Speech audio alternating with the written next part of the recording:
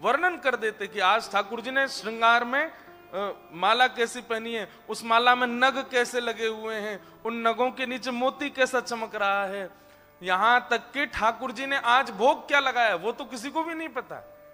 आज ठाकुर जी ने कढ़ी पाई है, पकौड़ी पाई है, उसके साथ में रबड़ी पाई है, और ठाकुर जी ने आज छाछ पाई है, आदि सब वर्णन कर देते। और दर्शनार्थी दर्शन कम करते, सूरदास जी की बात सुनकर के आश्चर्य करते, बोले इनको कौन बता देता है। एक दिन पुजारियों ने विचार किया, बोले रोज आकर के गा देते हैं, आज नीले वस्त्र हैं, आज पीले वस्त्र हैं, आज श्वेत वस्त्र हैं, आज ठाकुर जी ऐसे हैं, आज ठाकुर जी ऐसे हैं। मॉनिटर से ये हटवा दो, तबला और बेंजो।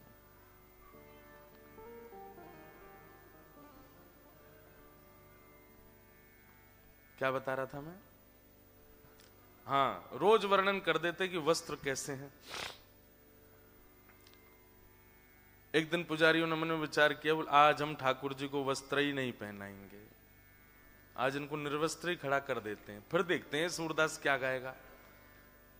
ये जरूर तुक्का मारते हैं आकर के, ये पहले ही सोच के आते हैं कि आज ऐसा गाऊंगा, और उस दिन ठाकुर जी वैसे ही होते हैं। आज सूरदास जी जैसे ही आए, सब लोग परीक्षात्मक भाव से खड़े थे, बोले आज सूरदास जी की परीक्षा होगी, आज देखते हैं क्या गाएंगे। सबको बता दिया था, बोले आज ठाकुर जी ने वस्त्र नहीं पहने, इसलिए जैसे दर्शन खुले तो कोई हल्ला मत कर देना, सूरदास जी की परीक्षा होगी आज। जैसे ही कपाट खुले, आहा, ठाकुर जी ने केवल एक कॉपीन पहनी थी नीचे बस, और कुछ नहीं पहना है, बिल्कुल निर्वस्त्र है ऊपर से नीचे तक। सब लोगों ने प्रणाम करके, सबको तो पता ही था कि आज ये परीक्षा हो रही है, सबने कहा सूरदास जी आज सुनाओ भाव, कैसे लग रहे हैं ठाकुर जी। सूरदास जी के नेत्रों में अश्रु आ गए, बोले आज तो बहुत ही प्यारे लग रहे हैं। बोले कैसे लग रहे हैं? बोले मैं कहा बताऊं आज कैसे लग रहे हैं, इतने सुंदर लग रहे हैं आज तो। बोले वो तो पता है सुंदर लग रहे हैं, रोज ही लगे, आज कैसे लग रहे हैं? आहा, मोतिन माल गले उर साजे, मोतिन माल और साजे, छवि के उठत तरंगा, छवि के उठत तरंगा, आज हरि देखे नंगम नंगा, आज हरि देखे नंगम, आज हरि देखे नंगम नंगा, आज हरि देखे नंगम। सूरदास जी ने गा दिया। बोले आज मोतियों की माला गले में पहनी है, बोले वो तो हमको भी दिख रहा है, और क्या है बताओ, विशेष क्या है? सूरदास जी बोले मत बुलवाओ। बोले नहीं नहीं बोलो। बोले आज हरि देखे नंगम नंगा, आज हरि देखे। भैया इतना सुनते ही सब वहां तो सजल नेत्र हो गए सबके।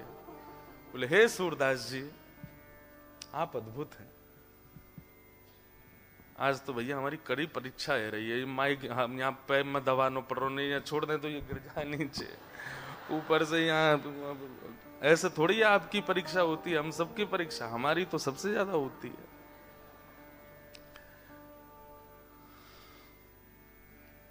आप उसकी वॉल्यूम ही कम कर लो, इसमें तो आ ही रही है आवाज। तो सूरदास जी को बिना नेत्रों के अनुभव हो जाता है ठाकुर जी का। अंत तो गत्वा सबने सूरदास जी से इस रहस्य को जानना चाहा कि कोई टोना है, कोई टोटका है, कोई मंत्र विधि है, कोई तंत्र विधि है, ये है क्या? आपको ये अनुभव कैसे हो रहा है? आपको ठाकुर जी का साक्षात्कार कैसे हो जाता है? सूरदास जी कहे, बोले मैं बता तो दूंगा लेकिन तुम विश्वास करोगे नहीं। बोले नहीं हम विश्वास करेंगे, आप बता दीजिए। तब सूरदास जी ने ये पद आश्रय का गाया, दृढ़ इन चरणन केरो भरोसो, दृढ़ इन चरणन केरो। मेरे जो गुरु हैं उन पे मुझे अटूट विश्वास है। उनकी वाणी पर, उनके स्वरूप पर, उनके भाव पर, उनके चरणार बिंदों में मेरा ऐसा अविचल विश्वास है कि वो जो कह दें वो मेरे लिए सर्वोपरि है। और भैया मैंने और कछु नहीं कियो, केवल अपने गुरुदेव पर पूर्ण भरोसा किया है और अपने आप को समर्पित कर दिया है। जब से ये भाव मैंने प्रकट किया है अपने गुरु के प्रति, तब से ही ये अनुभव होने लगे हैं कि बिन नेत्रों के मुझे ठाकुर जी का अनुभव होता है, बिन नेत्रों के मुझे ठाकुर जी का दर्शन होता है। सोचो, श्री वल्लभ नख चंद्र छटा बिन सब जग माही, अंधेरो भरोसो, दृढ़ इन चरणन केरो। अपने गुरु के चरणों के अलावा ये विश्वास मैंने किसी को दिया नहीं। जैसे कैसा भरोसा होना चाहिए गुरु के प्रति, जैसे एक बालक को अपनी मां का होता है। भूख लगी है, प्यास लगी है, गर्मी लगी है, सर्दी लगी है, वो उसको पता है कि मेरी मां मेरा ध्यान कर लेगी। मां मुझे भूख लगी है, बस इतना एक बार कहता है, इतने में तो मां व्यवस्था कर, और कहना भी नहीं पड़ता, उसके आव भाव से ही मां समझ जाती है कि इसको भूख लगी, अब इसको कुछ खिलाओ, अब इसको प्यास लगी कुछ पिलाओ, अब ये रो रहा है, इसको कहीं दर्द है। बालक को पूर्ण भरोसा हो जाता है अपनी मां पर कि ये मेरा ध्यान रखेंगी, सोना खाना पीना सब जगह ये मेरे साथ हैं, मुझे इन पे पूर्ण भरोसा है, पूर्ण विश्वास है। ठीक वैसा ही विश्वास गुरु के प्रति हो जाए। बंधुओं, आपके अगर गुरु हैं तो अच्छी बात, अगर गुरु नहीं अभी तक बनाए तो कृष्णम वंदे जगत गुरुम, सबके गुरु ठाकुर जी हैं, ठाकुर जी कोई गुरु मानो और उन पे फिर पूर्ण विश्वास कर लो, पूर्ण भरोसा। एक व्यक्ति कथा सुन रहा था, कथा में सुनकर के ऐसा प्रेम जगा, तानपुरा तो नहीं दे दो, ऐसा प्रेम उसके चित्त में जगा, तुरंत वृंदावन पहुंच गया। और वृंदावन जाकर के केवल एक ही रट लगी है उसकी कि मुझे श्याम सुंदर से मिलना है, मुझे ठाकुर जी से मिलना है, मुझे प्रियतम से मिलना है, मुझे ठाकुर जी का साक्षात्कार करना है। अब जिससे भी मिलता है उससे जाके यही कहता है कि मुझे ठाकुर जी से मिला दो, मुझे श्याम सुंदर से मिला दो, मुझे राधा रमण जी के प्रत्यक्ष दर्शन करा दो। अब सब लोग बोले यही मंदिर में मिल जाएंगे, अंदर चले जाओ मिल जाएंगे, कोई कहे तुम परिक्रमा कर दो वृंदावन की मिल जाएंगे, कोई कहे तुम जमुना जी स्नान कर लो मिल जाएंगे। लेकिन तभी उसको एक ठग मिला। कौन मिला? कौन मिला? ठग। ठग कौन होता है? फ्रॉड। जो लोगों के मन से खेले, व्यवहार से खेले, विचार से खेले, वो ठग है। तो वो रोते रोते जा रहे थे, मुझे श्याम सुंदर से मिलना है, मुझे ठाकुर जी से मिलना है, जो विधि बताओगे वो करूंगा। ऐसी स्थिति एक बार रसखान की हुई थी। रसखान भी जब वृंदावन आए तो वृंदावन आकर के ऐसी स्थिति में ही थे, जिससे बैठ के मिलते उससे यही पूछते मुझे श्याम सुंदर कैसे मिलेंगे। तो कोई कहता तुम ब्रजरज लगाया करो, तो पूरे तन पे ब्रजरज लगा के घूमते थे। अब मिल जाएंगे? बोले हाँ मिल जाएंगे। ऐसे ही घूमते थे। फिर किसी से मिले, वो किसी ने कहा तुम भैया इतनी मिट्टी पोत के क्यों चलते हो? बोले श्याम सुंदर से मिलना है। बोले इससे नहीं, तुलसी माला पहनो, कंठी पहनो, उससे मिलेंगे। तो रज भी लगाते, ऊपर से यहाँ पे भी कंठी पहन ली, इधर भी कंठी पहन ली, यहाँ भी तुलसी माला पहन ली, कमर में भी पहन ली, सिर पे भी बांध ली, कान में भी लटका ली। बोले अब मिल जाएंगे? सामने वाला बोला भाई महा पागल है ये तो, हाँ मिल जाएंगे, ऐसे ही मिल जाएंगे। तो वैसे ही घूमते। इतने में कोई मिला, उसने पूछा ए भाई तुम इतनी कंठी पहन के क्यों घूमते हो? बोले श्याम सुंदर से मिलना है। ऐसे नहीं मिलेंगे, वृंदावन की रोज 3 परिक्रमा लगाया करो, बस कोई कहे भर दे। निकल गए परिक्रमा में। 3 नहीं, पूरे दिन चलते ही रहते हैं, वृंदावन परिक्रमा में डोलते रहते। जहां नींद आ जाती है वहीं सो जाते हैं, जैसे आंख खुलती है फिर चलने लगते हैं। वृंदावन परिक्रमा पथ छोड़ा ही नहीं, उसी में चलते। फिर कोई मिल गया, बोले भैया हमने देखा तुम पूरे दिन वृंदावन परिक्रमा ही लगाते रहते। बोले श्याम सुंदर से मिलना है। ऐसे नहीं मिलेंगे, वो कंठ भरी यमुना जल में खड़े हो जाओ तब मिलेंगे। बस उसी समय कोई कह दे, उस पर यह विचार नहीं करते थे कि कहने वाला योग्य है कि अयोग्य है, कि कितना बड़ा है कितना छोटा है, कौन है। कह दे कि ऐसे ठाकुर जी मिलेंगे, वही करने लगते। आहा, सब जगह ढूंढा, सब प्रयास किए, उनकी इस भोलेपन पर, उनके इस विश्वास पर कि कोई भगवत प्राप्ति का मार्ग सहज बता दे, उसी को करने लगते हैं। इतने प्रसन्न हो गए ठाकुर जी इस भाव से। देखो दुरो एक कुंज कुटीर में। रसखान को एक दिन ठाकुर जी दिख गए, और जैसे ही ठाकुर जी दिखे बावड़े होकर के रसखान डोलने लगे। किसी ने पूछा, बोले क्या हुआ? बोले मुझे ठाकुर जी मिल गए। किसी ने पूछा वर्णन तो करो, कैसे दिखे, कैसे मिले? तो जो वर्णन किया है ना रसखान ने, रसखान कहते हैं देखो दुर्यो में कुंज कुटीर में, रहो पलोटत राधिका पायन। बोले मैंने कैसे देखा? सब जगह ढूंढा, मुझे नहीं मिले। तभी मैंने वृंदावन की एक कुंज में देखा, तो उस कुंज में मुझे दिखा कि एक रत्न जड़ित सिंहासन है, और उस सिंहासन पर किशोरी जी बैठी हैं, और किशोरी जी के चरणों में अपने मुकुट को रख करके श्याम सुंदर बैठे हैं। मैंने वहां उनको देखा। देखो दुर्यो में कुंज कुटीर में, रहो पलोटत। पलोटत का मतलब होता है ऐसे ऐसे पलट रहे हैं ठाकुर जी, राधिका पायन। किशोरी जी के चरणों में लिपटा हुआ मैंने श्री कृष्ण को देखा। ये वुमेन एम्पावरमेंट वाले जो होते हैं ना, इनको कभी कभी ठाकुर जी को अपना एम्बेसडर बनाना चाहिए। श्री कृष्ण जैसा नारी सशक्तिकरण करने वाला मुझे आज तक नहीं दिखा। आप लोग जगन्नाथपुरी गए? नहीं भी गए होंगे तो जगन्नाथ जी का दर्शन चित्र में किया होगा। बड़े भैया इधर बैठते हैं, छोटे भैया इधर, बीच में बहन बैठती है, छोटी बहन है। और आप कभी जगन्नाथपुरी जाओगे ना, आपको सब दर्शन करने किसके जा रहे हैं? जगन्नाथ जी के। पर जगन्नाथ भगवान को जब आप देखोगे तो गर्भगृह का गेट इतना सा है और ठाकुर जी इतने बड़े बड़े हैं। तो आप जब देखोगे जगन्नाथ जी इतने ही दिखेंगे आपको, और बलभद्र जी इतने दिखेंगे, वो इधर बैठते हैं, जगन्नाथ जी इधर, सुभद्रा जी पूरी पूरी दिखती हैं। मानो इतनी जनसंख्या दर्शन करने के लिए आई है, तब भी ठाकुर जी ने बहन को आगे कर रखा, तुम दर्शन दो, तुम्हारी आराधना होगी। हमारे वृंदावन में आ जाओ, वहां पे भी ठाकुर जी, जो लोग व्रजरस नहीं जानते वो ठाकुर जी का नाम बोलते हैं, जो वृंदावन रस को जान गए हैं वो किशोरी जी का ही नाम बोलते हैं। उनको पता है कि बोले ठाकुर जी तो केवल दर्शन दे रहे हैं, चलेगी तो यहाँ किशोरी जी की।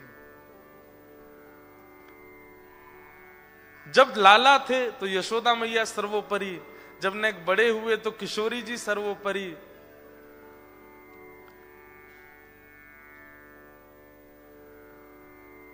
एक कन्या का, नारी का, मां का सम्मान कैसे होना चाहिए, श्री कृष्ण से सीखिए आप, उनसे जानिए। वही कहते हैं यत्र नार्यस्तु पूज्यन्ते रमन्ते तत्र देवता। जहां नारी का सम्मान नहीं होते, ठाकुर जी कहते हैं मैं वहां जाता ही नहीं हूं, मेरा वहां उपस्थितिकरण ही नहीं होता। इतना ठाकुर जी सम्मान करते हैं। तो रसखान कहते हैं कि मैंने किशोरी जी के चरणों में लोटा हुआ श्री कृष्ण को देखा, लेटे हुए श्री कृष्ण को देखा, चरणों में लेटे हुए हैं। श्री जयदेव महाप्रभु गीत गोविंद की रचना कर रहे थे, तो एक पद लिखते लिखते उनके मन में जो भाव आता था वो लिखते थे। तभी उनके मन में यही भाव आया कि ठाकुर जी किशोरी जी के चरणों में सिर रख करके प्रणाम कर रहे हैं। लेकिन लिखने में वो विचार करने लगे, ये भाव लिखूंगा कहीं अनुचित तो नहीं लगेगा। इधर देखो सब लोग सुनो, मन में जो भाव आता लिख देते। अब तभी मन में भाव आया कि ठाकुर जी किशोरी जी के चरणों में प्रणाम कर रहे हैं, तो मन में भाव आया, अब लिखते लिखते रुक गए जयदेव, कैसे लिखूं, कहीं ऐसा ना हो कि मेरी बात अनुचित हो जाए। वहीं रोक दी अपनी कलम, और कलम रख करके गीत गोविंद की पत्रिका विराम दे करके पत्नी से बोले, देवी अभी आगे की पंक्ति याद नहीं आ रही, सोचने लगे कुछ और आएगा तो वो लिखूंगा। पर जयदेव महाप्रभु के चित्त में उनकी भावना थोड़ी आती थी, वो तो ठाकुर जी भावना करते हैं, वही वो लिखते थे। लेकिन जयदेव महाप्रभु ने उस बात को लिखा नहीं कि किशोरी जी के चरणों में श्री ठाकुर जी के मस्तक रखे हैं। अधूरा छोड़ करके जयदेव महाप्रभु जैसे ही बाहर गए, पत्नी से बोल गया कि देवी हम स्नान करने जा रहे हैं, तुम भोजन की व्यवस्था कर लो और फिर आकर के हम भोजन करेंगे, फिर कुछ याद आएगा तो आगे लिखेंगे। जयदेव महाप्रभु जैसे गए, इतने में ठाकुर जी जयदेव महाप्रभु का रूप बना के आ गए। जयदेव महाप्रभु संकोच कर रहे हैं लिखने में, तो ठाकुर जी ही जयदेव महाप्रभु बन के आए और तुरंत जैसे लौट कर गए तो पत्नी बोली, अरे आप तो स्नान करने गए थे, इतनी जल्दी कैसे आ गए? अरे देवी मुझे वो पंक्ति याद आ गई, मैं लिख दूं। और जो जयदेव महाप्रभु सुन रहे थे और लिखने में संकोच कर रहे थे, ठाकुर जी ने वही लिख दिया, किशोरी जी के श्री चरणों में मेरे मस्तक हैं, लिख दिया।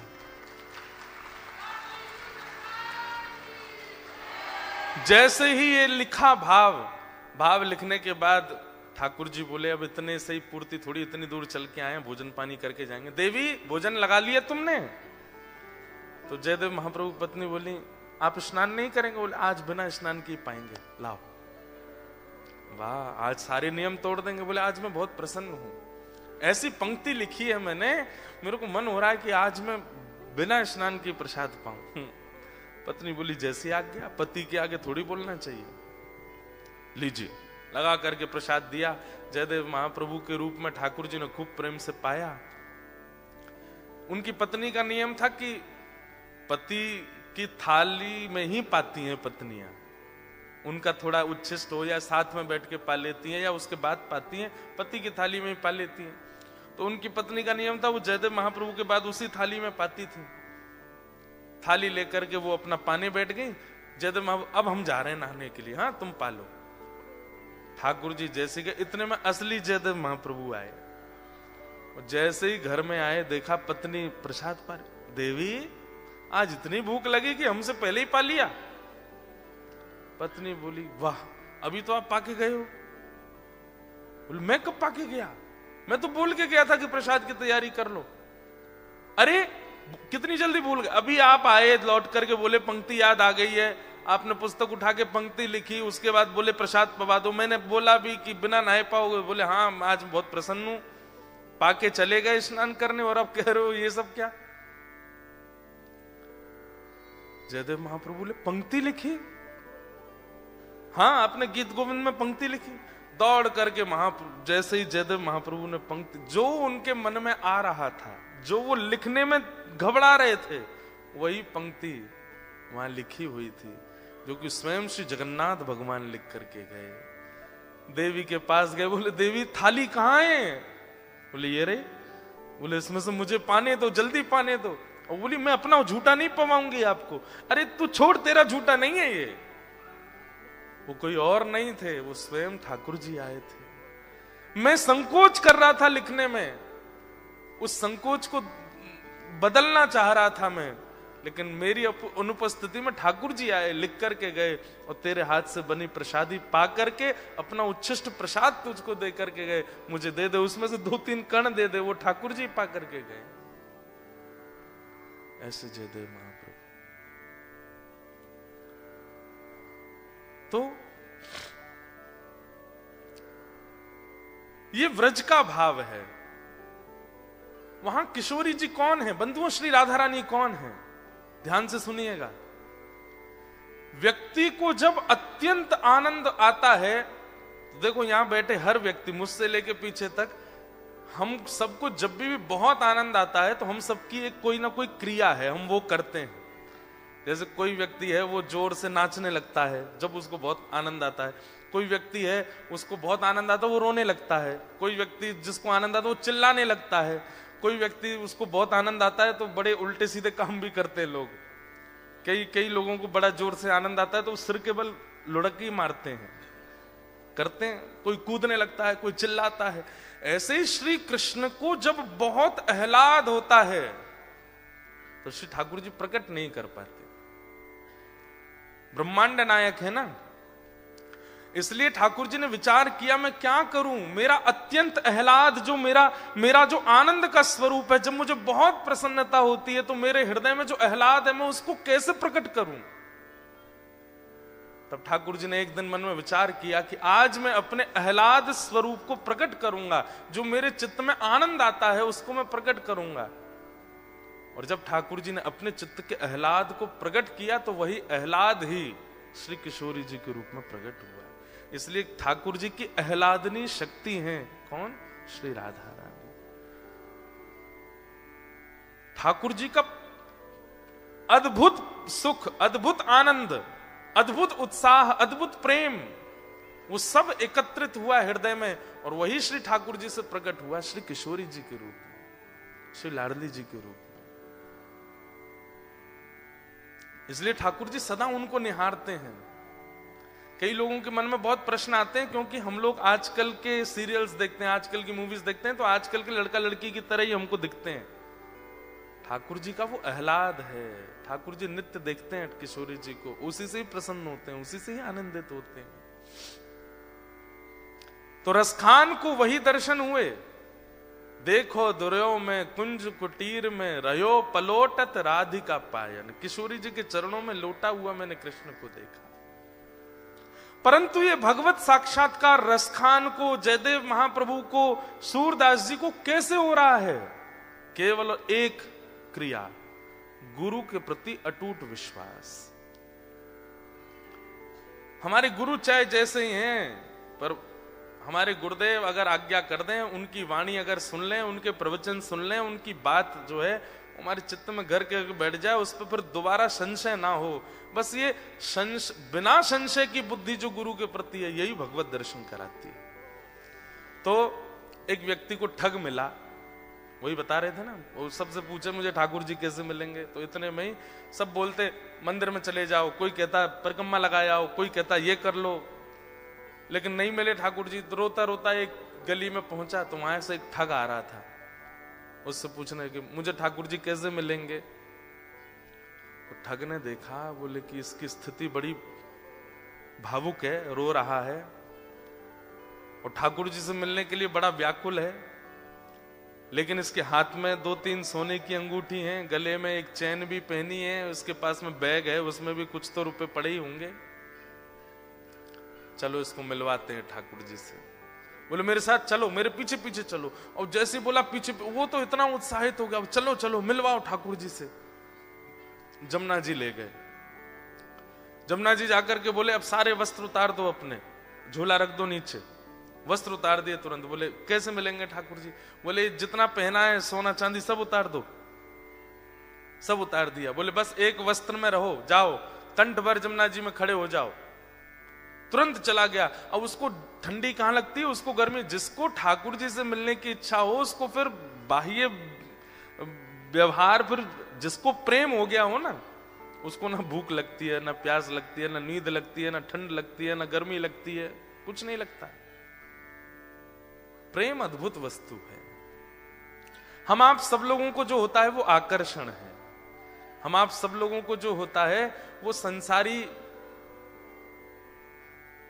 केवल और केवल मोह है। बहुत 0.1% किसी जीव को प्रेम होता है। हमारा आपका प्रेम स्वच्छ नहीं है, लेकिन जिसको प्रेम हो जाता बाधित नहीं करती। अपने प्रियतम को अगर देखना है तो कितनी भी ठंड पड़ रही हो, वो ठंड में जग जाएगा। अपने प्रियतम के लिए भूखा रहना है तो रह लेगा। चला गया, यमुना जी में खड़ा हो गया कंठ भर जल में, और बोले नेत्र बंद कर लो।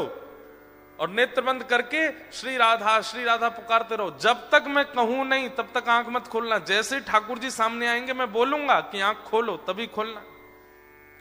तुरंत आंख बंद करके खड़ा हो गया। ठंड पड़ रही थी, कंठ भर जमुना जल में खड़ा है। श्री राधा श्री राधा श्री राधा श्री राधा। ठग ने सारे कपड़े उठाए, झोला उठाया, अंगूठी सब उसकी ली, भाग गया। वो बेचारा खड़ा है जमुना जी में। इतने में ही नुकुंज में विराजमान श्री किशोरी जी ठाकुर जी के पास गई। बोले श्याम सुंदर देखो तो एक वैष्णव कितनी ठंड में जमुना जल में खड़ा होकर के मुझे पुकार रहा है। ठाकुर जी बोले तो क्या इसको दर्शन देना है? ठाकुर जी बोले इसने कोई ऐसा पुण्य तो किया नहीं है, ऐसे कोई इसके भजन साधन तो है नहीं इसको दर्शन। बोले कि आप वो करिए जो हम कह रही हैं, बस इसको दर्शन दे के आओ। देखो कितना बेचारा परेशान हो रहा है। ठाकुर जी बोले ठीक है जाता हूं। इतने में ठाकुर जी प्रकट हो गए और त्रिभंग ललित स्वरूप धारण करके जैसे ठाकुर जी प्रकट हुए वंशी नाद करने लगे। वेणु की ध्वनि जैसी उसके कानों में पड़ी तो वो जोर से बोला श्री राधा श्री। अरे भैया ये वंशी कौन बजा रहा है? श्री राधा श्री राधा श्री राधा। ये चंदन की सुगंधी कहां से आ रही है? श्री राधा श्री राधा। ये अद्भुत तेज जैसा मेरे मुंह पे क्यों पड़ रहा है? अरे भैया ये कौन है सामने? ठाकुर जी बोले जिसको तुम ध्यान कर रहे हो, जिससे तुम मिलना चाहते हो। अरे सब जगह जा के कहते हो श्याम सुंदर से मिला दो, हम तुम्हारे सामने खड़े, चलो नेत्र खोलो। वो बोला आपके बगल में मेरे गुरु जी खड़े, उनसे बुलवाओ, वो अगर बोलेंगे नेत्र खोलो तो ही खोलूंगा।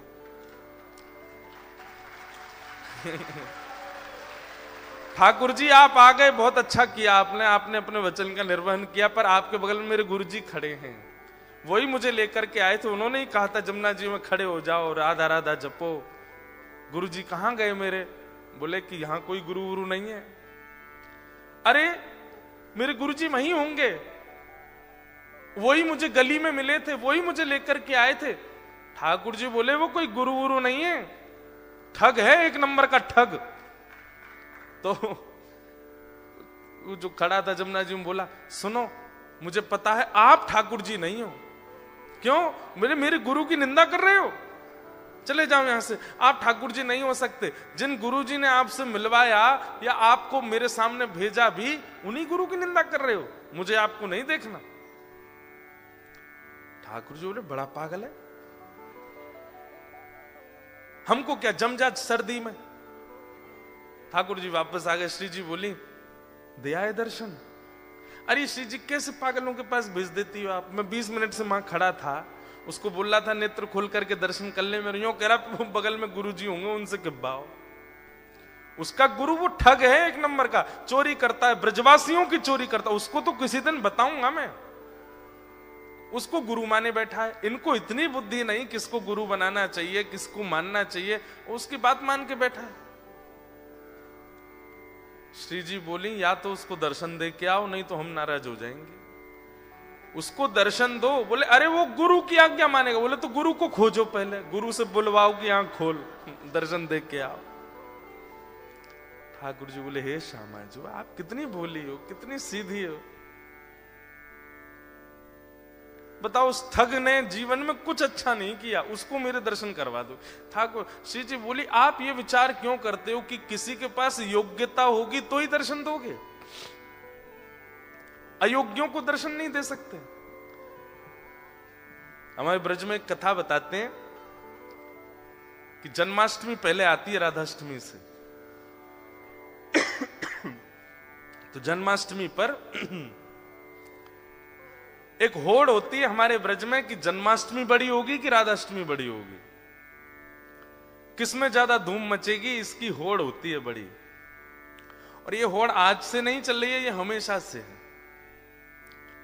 तो जब ठाकुर जी और श्री जी धराधाम पर लीला कर रहे थे तब की एक ऐसी लीला है कि सारे ग्वाल बाल जो हैं ये प्रतिस्पर्धा में तैयारियां करते हैं कि अरे ललिता आवेगी, विशाखा आवेगी, चंपकलता आवेगी, इंदुलेखा आवेगी, सबरी आकर के देखेंगी और जैसे ही लाला की वैभव को दर्शन करेंगी आंख खुली रह जाएंगी उनकी।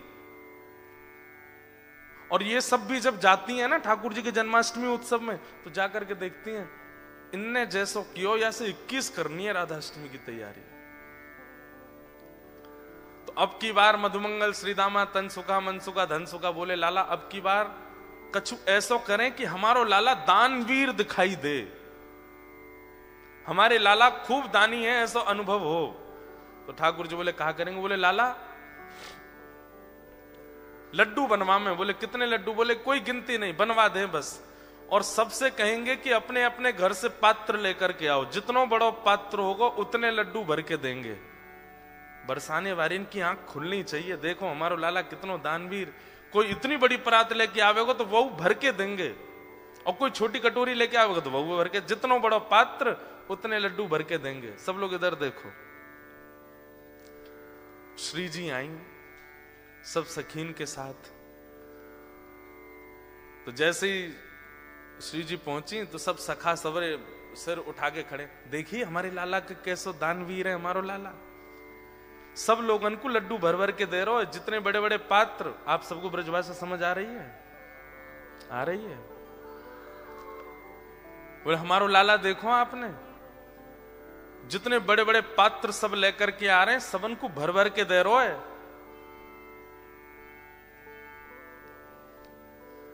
इतने में ललिता बोली, और कोई छोटे पात्र लेके आ रहे हो तो? वो बोले भाई जितना बड़ा पात्र उतने ही लड्डू मिलेंगे, और तुम्हारी बस चले तो इतना बड़ा पात्र ले आओ, लाला भर के ही देगो। अब तुम पे है ही इतना सा तो फिर तो 4 लड्डू ही देगो। ललिता विशाखा बोली राधाष्टमी पे बरसाने आई हो अब के तो दिखाएंगे हम। तो सब रे सखा बोले ऐसो कहा करेंगे ये? तो बरसाने में कहा कियो, सब जगह हल्ला मचवा दियो, कोई भी पात्र लेकर के मत आइयो, खाली हाथ आइयो। तो ये सुनकर के सब सखा बोले बताओ पात्रन की मना कर दे तो कहा देंगे ये? सब खाली हाथ जा रहे। तो कहा देखो कि मुख्य द्वार पे ललिता विशाखा खड़ी हैं, और जितने लोग आ रहे हैं सबन को बड़े बड़े पात्र पकड़ा रही हैं, कोई भी छोटा पात्र नहीं, सबन को बड़े बड़े पात्र दे रही हैं। अब जाओ श्री जी के पास, और श्री जी वह पात्र को भर भर के दे रही हैं। जैसे ही मधुमंगल श्री दामा सबरे पहुंचे, अरे तुम्हारो लाला तो बड़ो पात्र होगो तो ज्यादा देगो, छोटो होगो तो कम देगो, हमारी श्री जी तो पात्र भी खुद देती हैं, और फिर वह भर के और दे में, ये हमारी लाडली जी हैं, ये हमारी किशोरी जी हैं। इतनो सो मोह रह गयो ग्वाल बालन को। लाला तू एक काम कर, बोले कहा तू अपनो जन्मदिन बाद में कर, हम कछु भी करें ये बात 21 ही कर ला में, क्यों 1 महीना बाद आता है श्री जी का जन्मदिन। ठाकुर जी बोले अब मैं का दोबारा जन्म लेके आऊं 1 महीना बाद? बोले कहां बता मैं कितनों कछु कर ले हो, हम तो 21 ही ने कर आवे हर बार। तो हमारी श्री जी कैसी? अब इसके आध्यात्मिक अर्थ क्या है कि हमारे ठाकुर जी तो ऐसे भैया तुम्हारी पात्रता जितनी है उतनी कृपा करेंगे, पर हमारी श्री जी कैसी हैं? बोले पात्र भी स्वयं बनाती हैं और फिर कृपा भी करती हैं। ऐसे हमारी लाडली जी, ऐसे हमारी किशोरी जी। तो श्री राधा रानी बोली जाओ पहले उस ठग को खोजो और उसको लेकर के जमुना जी पर जाओ, वाते किब्बाओ कि लाला आंख खोल, और ये जब आंख खोले तो या दर्शन दे के फिर आओ। ठाकुर जी बोले जा रहा हूं। ठाकुर जी गए, अब ठग को खोज रहे हैं वृंदावन में कहां है। इतने में वो कहीं मिल गया। तो ठाकुर जी जैसे ही पहुंचे आंख पे हाथ धरे, अरे भैया इतनी जोर से रोशनी आ रही है, कौन आयो? इतने में श्री राधा रमन लाल प्रकट हो गए उसके सामने। ठग बोलो आप? बोले मैं नंदन नंदन ब्रजोर चंदन। अरे आप मुझको प्रत्यक्ष दर्शन दे रहे, मैं छू के देख लूं? बोले तेरी पात्रता तो ना लेकिन छू ले। तो छू के देखे, चरण पकड़े, अरे वाह जय हो, बलैया लेवे ठाकुर जी की खूब रोवे। बोले जय जय एक बात कहूं? बोले कहा आज तक मैं यूं ही सोचो करता हूं कि मैंने जीवन में इतने गलत काम किए हैं, इतने गलत काम किए हैं, इतने गलत काम किए कि कभी गंगा जमुना भी मुंह को स्वीकार नहीं करेंगी, लेकिन आज मेरे मन में आई कि मैंने अच्छे काम तो किए जो आप मुंह को मिल रहे हो। ठाकुर जी बोले दारी के तने कछु अच्छो कियो ना है, वो तो श्री जी की तो पे कृपा है गई है। बोले जय जय कैसे कष्ट दे रहे हो बताओ? बोले चल मेरे संग, वो एक खड़ो करके आयो तू जमुना जी में, वो कंठ पर गंगा जल जमुना जी में खड़ो है मेरे दर्शन को, बातें जाके बोल कि आंख खोल के दर्शन कर, ये किब्बा भी आयो तो ते। अच्छा जय जय वहां जानो है क्या जमुना जी? बोले हाँ। बोले एक काम कर दो। बोले कहा मेरी पत्नी सोरी बहू को दर्शन दे दो। ठाकुर जी बोले तू चल रहा हो कि नहीं चल रहा? बोले जय जय देख लो, बहुए दर्शन नहीं दोगे तो मैं नहीं जाऊंगा। अब ठाकुर जी को लगे बाय दर्शन नहीं दिए तो श्री जी वहां उल्टो डांटेंगी। सब पूरे परिवार को झड़ा दर्शन करा दिए माने ठाकुर जी के, और अंत में सबरे अपनी बात मनवा के काम मनवा करके तब बोलो अब चलो। ठाकुर जी बोले जल्दी चल। बोले तू एक बार बाकी आंख खुलवा तो फिर मैं बताऊंगा। जैसे ही पहुंचे ठिठर रहा है, मुख नीला पड़ गया ठंड के कारण, लेकिन आंख नहीं खोली उसने। ठाकुर जी बोले ए देख तेरे सामने फिरते आ गया मैं। बोले आप आ गए, लेकिन पहले मेरे गुरु जी से किब्बाओ कि आंख खोलो। बोले चल इसको बोल, आंख खोलने के लिए बोल। अरे भैया तेरे सामने साक्षात जगत नियंता जगदाधार साक्षात ठाकुर जी खड़े हैं, तू जल्दी नेत्र खोल के दर्शन कर ले।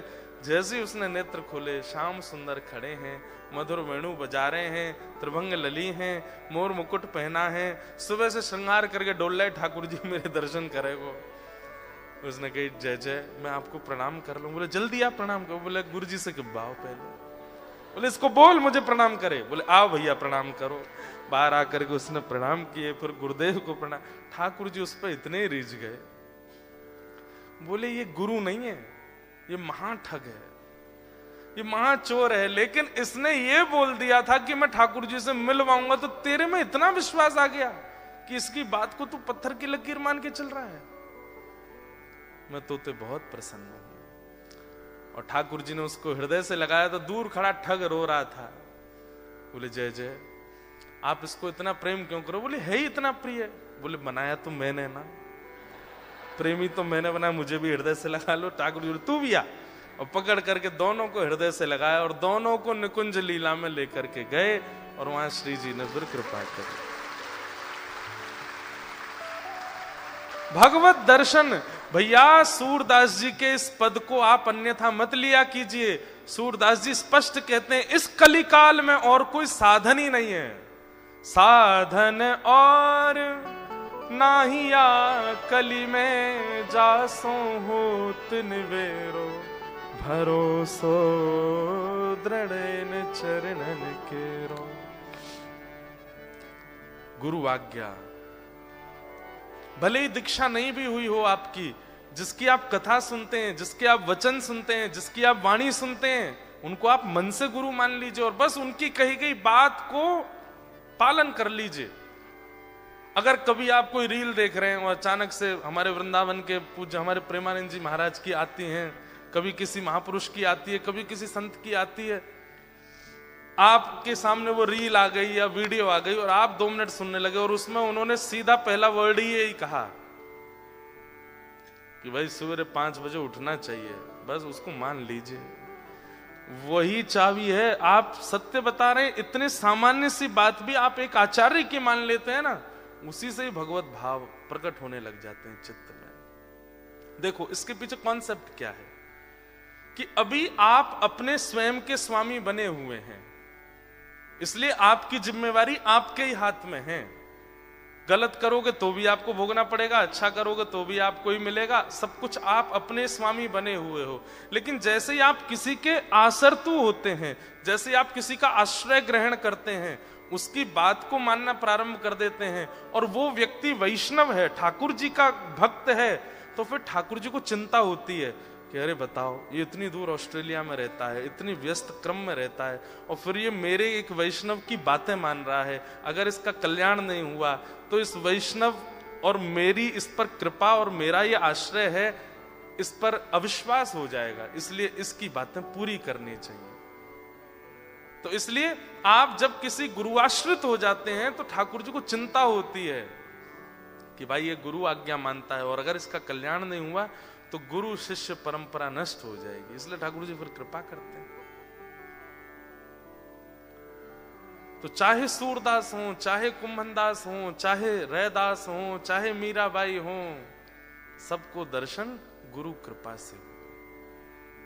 इसलिए एक आश्रय जीवन में गुरु का जरूर होना चाहिए, गुरु की कृपा निश्चित होनी चाहिए। कई बार गुरु दूर भी करा देते हैं ठाकुर जी से और कई बार समीप भी ले जाते हैं। जैसे मीराबाई, मीराबाई अपने पूर्व जन्म में माधवी नाम की गोपी थी, लेकिन अपनी माँ की बात मानी। उनकी माँ ने पढ़ा लिखा करके भेजा। जब ये माधवी गोपी थी तब ये ठाकुर जी के एक सखा से इनका ब्याह हुआ था, मीराबाई का, पूर्व जन्म में। तो जब ब्याह करके जा रही थी तो इनकी माँ ने समझाया, बोले सुन, तेरा जो पति है ना, उसका एक मित्र है, उसका नाम है कृष्ण। बोले अच्छा। वो जिसको देखता है उसको अपना बना लेता है, तेरा पातिव्रत धर्म कहीं नष्ट नहीं हो जाए, उसको मुख मत दिखाना अपना। मीराबाई बोली मान गई आपके। माधवी ने मान ली बात। जैसे ही वृंदावन आई तो ठाकुर जी को पता चली हमारो सखा ब्याह करके आयो है। ठाकुर जी दौड़ के पहुंच गए। अरे कहाँ है बहू? बोले भीतर बैठी है पालकी में। ठाकुर जी पालकी के भीतर घुस गए। छोटे से लाल जी है, नेक्से से भाभी जी ने मुख दिखाई दो। घूंघट करके बैठी। माधवी बोली तुम्हारा नाम क्या है? बोले मैं कन्हैया, मैं कुंवर कान। अरे तुमको तो बिल्कुल नहीं दिखाऊंगी, मेरी मैया ने मना किया है, तो को मुख ना दिखानो। अरे भाभी तू जाने ना है, मेरो मुख देखे के काजे कितने कितने बड़े बड़े तपस्वी तपस्या करें तब जाए कि मेरो अनुभव होवे, और तुम वो अपना मुख नहीं दिखावेगी। माधवी बोली मैं पूरा जीवन घूंघट में निकाल दूंगी, मृत्यु पर्यंत घूंघट में रहूंगी, तो मुख नहीं दिखाऊंगी। तो ठाकुर जी फिर बहुत देर तक मनाते रहे। जाते जाते बोल गए देख लियो भाभी तड़पेगी मोह देखवे के काजे, और तो इतनी प्रतीक्षा करनी पड़ेगी, फिर तेरे जीवन में एक गुरु आवेगो, वही मेरा अनुभव करावेगो।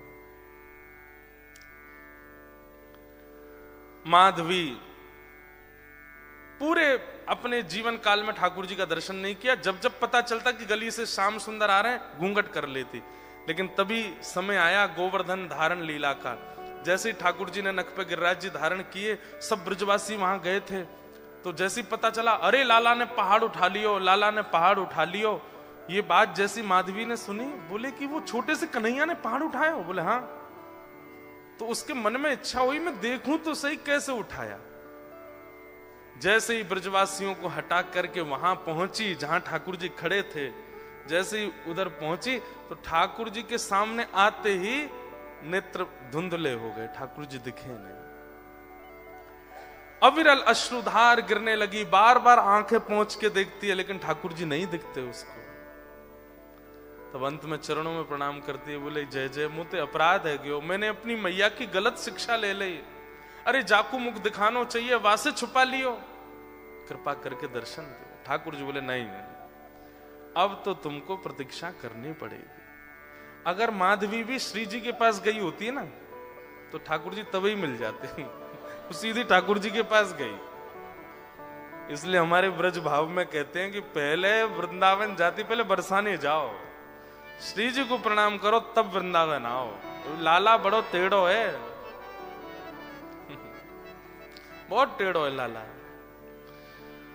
तो माधवी से भी गलती हुई, सीधी ठाकुर जी के पास गई। तो ठाकुर जी क्या बोले पता है?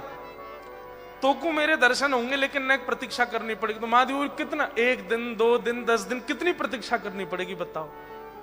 ठाकुर जी बोले 1 युग। कितना? अभी चल रहा है द्वापर, और हम दर्शन देंगे तुमको कलयुग में। माधवी तो रोने लगी, बोले तुम चिंता मत करो, उसके पीछे भी एक कारण है कि तुम्हारा कलयुग में प्रादुर्भाव लोगों के चित्त में प्रेम भक्ति को प्रकट करने के लिए होगा। तुम मेरी परम भक्ता मीरा के रूप में प्रकट होगी, और तुम्हारे जीवन में एक गुरु आएंगे, वो मेरा स्वरूप प्रदान करेंगे, तब तुमको मेरा अनुभव होगा। 1 युग प्रतीक्षा करी। एक बात तो है बंधुओं कि अविचल प्रेम यदि चित्त में आएगा तो वो प्रतीक्षा से ही आएगा, वो तड़फन से ही आएगा। मेलबर्न में जो सत्र हुआ था ना, वहां पे हमने वृत्रासुर की स्तुति कही थी। तो वृत्रासुर की स्तुति में 3रे श्लोक में वृत्रासुर ने भगवान से पीड़ा ही मांगी, ठाकुर जी से यही कहा कि हे नाथ मुझे विरह दे दो। जिसके जीवन में विरह नहीं है ना, ठाकुर जी उसको उत्कट प्रेम नहीं दे रहे हैं, ये समझ लेना चाहिए। उसको ठाकुर जी भक्ति दे रहे हैं, उसको ठाकुर जी भाव दे रहे हैं, पर प्रेम नहीं दे रहे। प्रेम जिसको दे रहे होंगे उसके तो नेत्रों से पनारे बंदे ही नहीं होंगे। मीराबाई से कहा 1 युग प्रतीक्षा कर। माधवी ने एक युग प्रतीक्षा करी, प्राण त्याग दिए, फिर बहुत प्रतीक्षा की, तब जाकर के कलयुग आया। कलयुग का भी बहुत समय निकला, उसके बाद मेड़ता में मीराबाई का जन्म हुआ। थोड़ी आयु हुई तभी एक संत के ठाकुर जी देख लिए, और देख करके मीराबाई को सारी स्मृति आने लगी चित्त में। ऐसे गिरिराज जी उठाए हैं, इतना बड़ा पर्वत कभी इधर जाता है कभी उधर जाता है, सब ब्रजवासी अपनी छड़ी लगा के खड़े हैं, तभी मैं दौड़ करके चरणों में प्रणाम करने गई थी और मुझको दिखे नहीं। 5-6 वर्ष में ये सारी स्मृति आ गई मीराबाई को, और तब वो रोने लगी। हे महाराज, ये ठाकुर जी आपके नहीं है, ये मेरे हैं। इन्होंने कहा था ये एक युग बाद मिलेंगे, आप इनको मुझे दे दो। 3 दिन के लिए छोटी सी मीरा ने अनशन किया, और उसके अनशन व्रत से घबरा करके महाराज जी ने ठाकुर जी दे दिए। और फिर मीराबाई का चरित्र सब है ही है विस्तृत। उन्हीं को लेकर के मीराबाई घूमती हैं, नाचती हैं, गाती हैं, और मीराबाई उनको ठाकुर जी मिले। फिर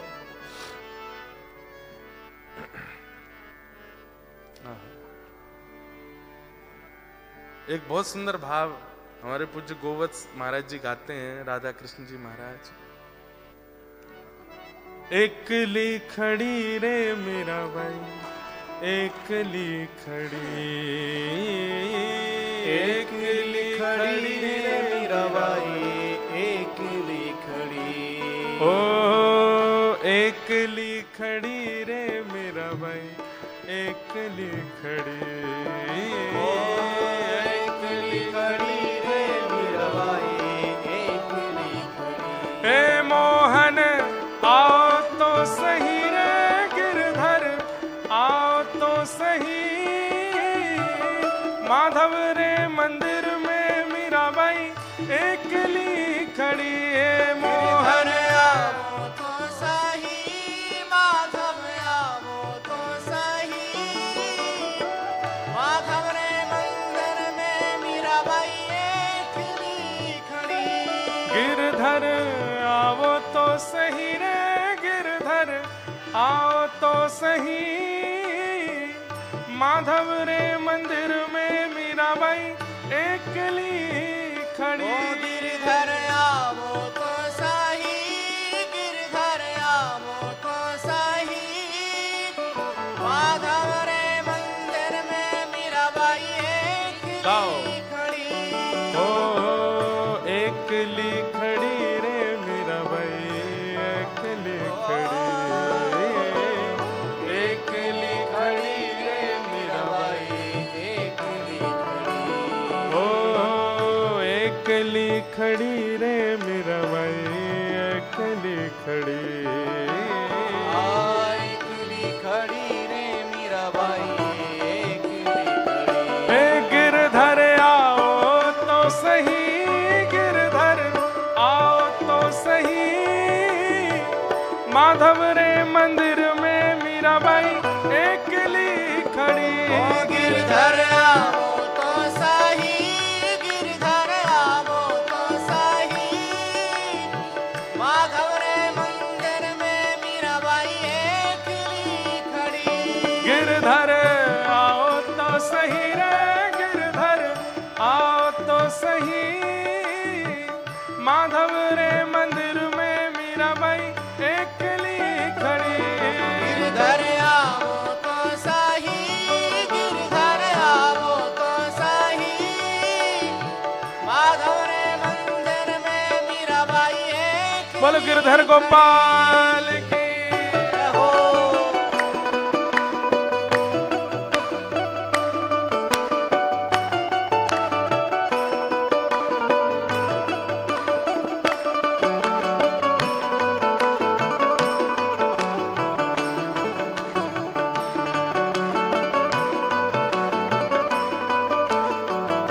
श्री राधा रमण लाल की।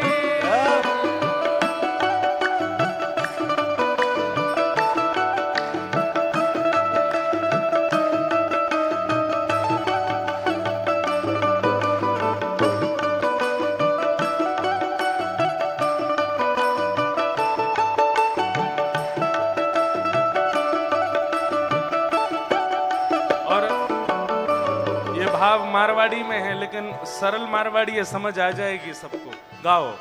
थे क्यों तो सावरा में मोर मुकुट बन जाऊं, थे क्यों तो सावरा में मोर मुकुट बन जाऊं, थे क्यों तो सावरा में मोर मुकुट बन जाऊं, थे क्यों तो सावरा में मोर मुकुट बन जाऊं, हो पैरण लागे सावरो जे, पैरण लागे सावरा पैरण लागे सावरो जे, पैरण लागे सावरो ओ मस्तक पर रम जाऊं रे मैं तो मस्तक पर रम जाऊं, हाँ मैं तो मस्तक पर रम जाऊं रे ओ मैं तो मस्तक पर रम जाऊं। ए गिरधर आओ तो सही रे, गिरधर आओ तो सही, माधव रे मंदिर में मीराबाई एकली खड़ी, ओ गिरधर आवो तो सही, गिरधर आवो तो सही, माधव रे मंदिर में मीराबाई है। श्री राधा वल्लभ